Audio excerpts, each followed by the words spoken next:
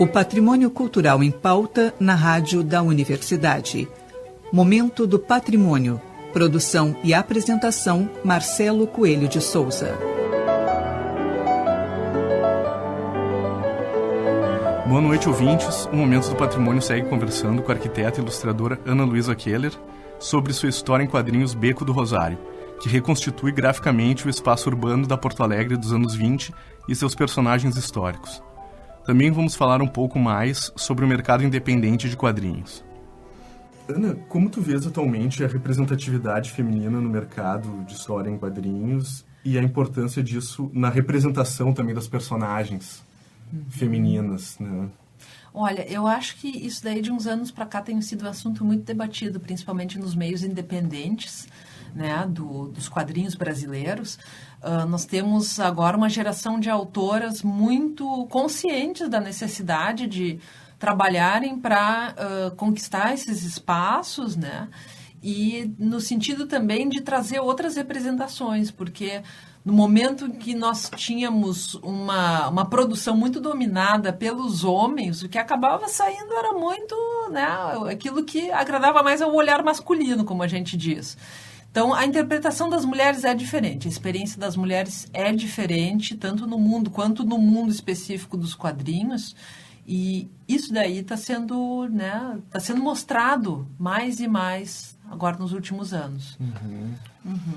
E, Ana, dentro disso, quais são as tuas principais referências, influências, assim, na estética, no desenho, no traço? Olha, eu diria assim que o que eu considero a minha principal influência é o americano Jorge Pérez, que é um que eu lia muito quando era criança e adolescente, que realmente influenciou muito a minha vontade de desenhar.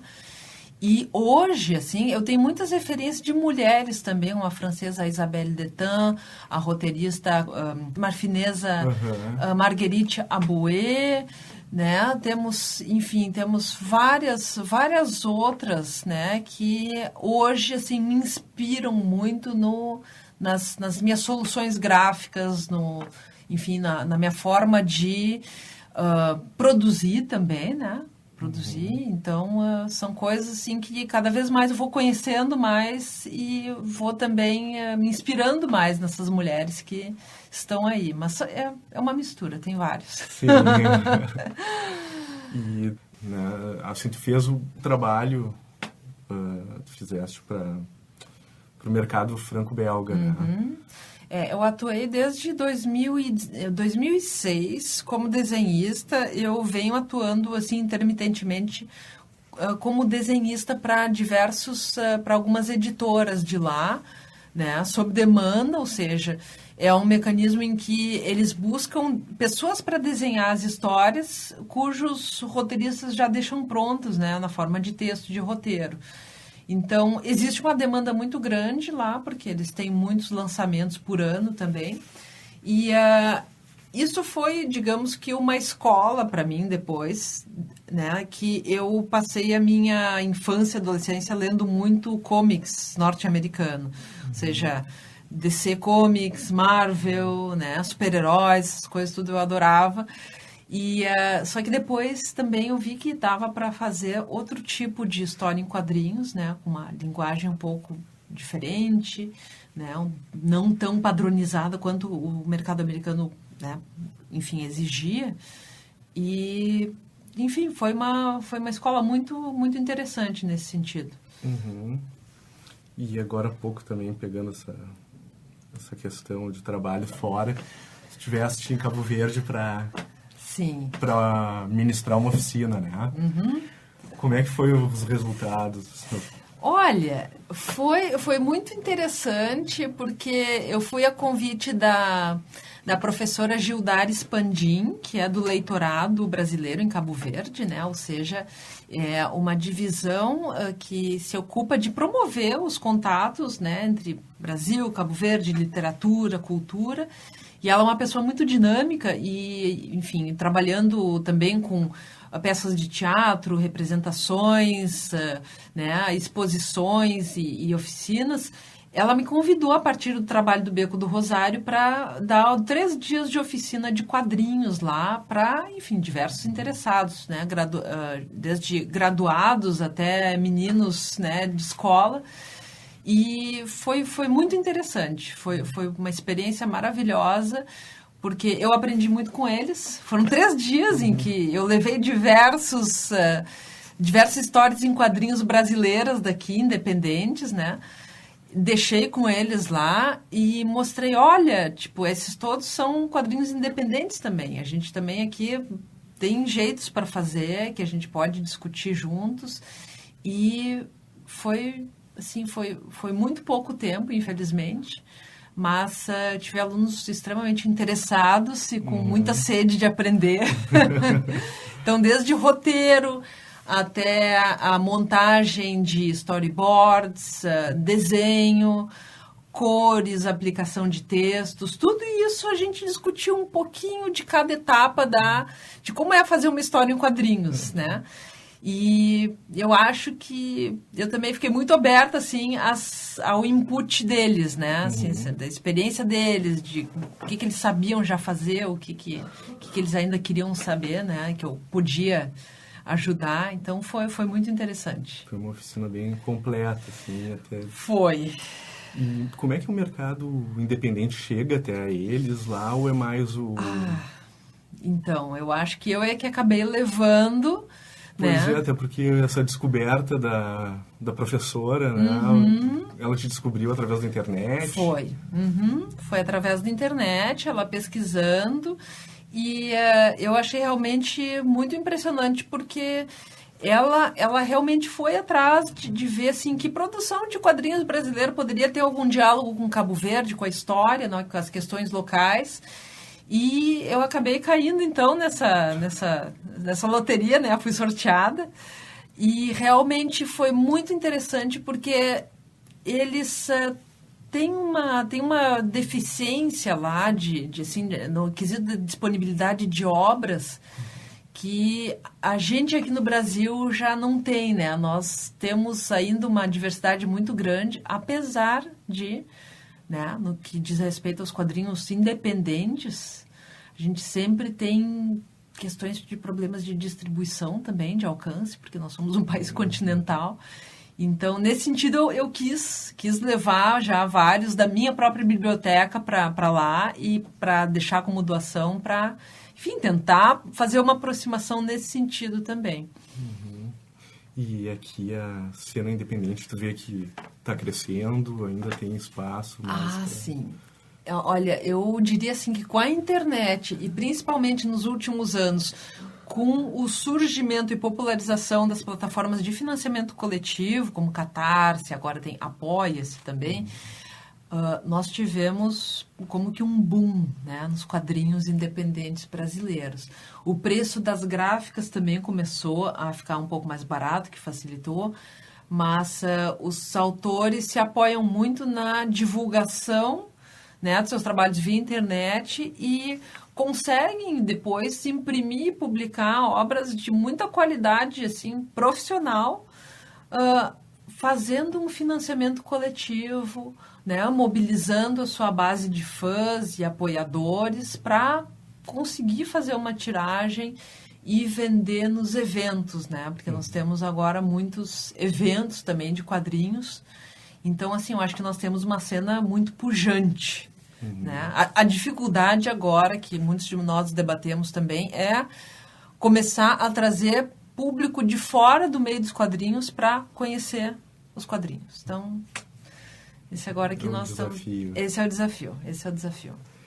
Nesse sentido, eu tenho contato com alguns historiadores que olham para esse quadrinho, esse primeiro volume do Beco do Rosário, e dizem, que bom que tu está fazendo isso, porque isso daqui é uma forma de divulgar, né, o conteúdo que a gente trabalha na academia. A pesquisa que a gente trabalha na academia tem um potencial de chegar para outras pessoas. Não da mesma forma, né, mas pelo menos instigar outras pessoas que também podem se interessar por quadrinhos, ou especificamente quadrinhos sobre cidades, por exemplo. E existe esse potencial, realmente? Eu acho. Eu vejo, assim, aos poucos, porque eu também não... Como eu não tenho um potencial de divulgação muito grande, né? Eu dou aulas, né? Maior parte da semana.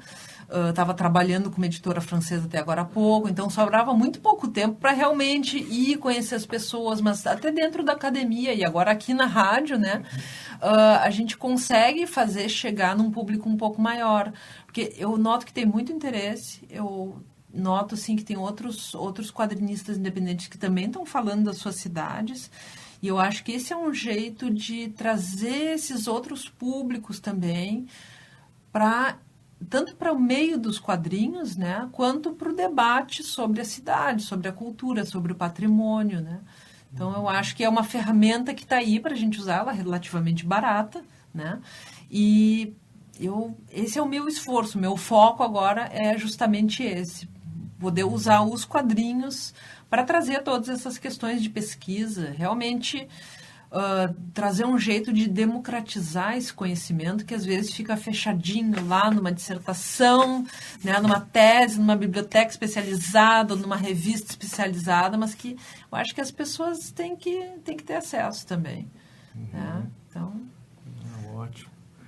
E Ana, também tu tens um outro trabalho, né, com o estúdio Complementares, né? Uhum. Como funciona esse coletivo, o trabalho? Sim. Gostaria de falar sobre... Então, esse coletivo são quatro amigas, na verdade, que se ajudam, né? Nós não temos um espaço físico, mas nós vamos a eventos juntas, nós revisamos o trabalho de uma da outra, fazemos as cores do trabalho de uma da outra, né? Ajudamos com desenhos, enfim... E acaba sendo uma coisa bem colaborativa, cada uma fazendo, assim, o seu trabalho, mas de uma forma, assim, que a gente consiga discutir também muitas coisas de trabalho juntas, porque o trabalho de fazer quadrinhos é muito solitário, né? Então, nós tentamos quebrar isso de alguma forma, né, estabelecendo esse diálogo entre nós, né? Complementando, exatamente. Precisamente, é importante. Bom, Ana, tem uma pergunta aqui que os teus fãs querem saber, eu também particularmente. Quando sai a continuação do Beco do Rosário? Então, pois é, isso tem sido uma coisa assim que tem sido difícil porque, né, como nós falávamos antes, para a gente produzir o quadrinho independente, nós temos que ter o apoio financeiro, né? Felizmente, eu consegui agora, com a ajuda da Júlia Bertolucci, né, a produtora cultural, o edital do Rumos Itaú para financiar a produção. Produção incluindo pesquisa, desenho, escrita, revisão, enfim, tudo, né, impressão. E agora eu estou prevendo já para o meio do ano que vem, já termos segundo volume, né? Finalmente, então, aí disponível. Uma trabalheira, né? Agora... É uma trabalheira. E a pesquisa agora tem que levantar muitos dados novos? Ou... Olha, sabe que a vantagem é que eu já tenho, assim, muita coisa já pesquisada, né? Eu estou fazendo agora, continuando a pesquisa no doutoramento, né? No Procura, aqui na URGS, aqui do lado. E, enfim, tem muita coisa para descobrir de Porto Alegre Antiga. Mas, eu acho que eu já construir assim, uma base em que eu posso me mover com mais desenvoltura por esse universo da nossa cidade de quase 100 anos atrás. Então, mas a pesquisa sempre continua, né? É uma cachaça, como a gente diz. E, Ana, para quem quiser saber mais sobre o teu trabalho e sobre também o estúdio Complementares, teu blog... eu tenho o blog becodorosario.com, onde eu vou fazendo assim como que um diário de produção. Então tem coisas sobre pesquisa que eu encontro, acho interessante, tem pequenos tutoriais de desenho, de reconstrução da cidade, desenho da cidade, né? figurinos, etc. E eu estou também no WordPress como Ana Keller, daí anakeller.wordpress.com, que aí é o meu site de portfólio. Ali tem, por exemplo, todos os trabalhos que eu fiz relacionados à arqueologia também, quadrinhos. E, enfim, mas é só jogar o nome no Google que as coisas aparecem. Certo. Ana, muito obrigado mais uma vez pela presença. Eu que agradeço, sou uma grande fã da Rádio da Universidade. Obrigado, a gente agradece, é um prazer.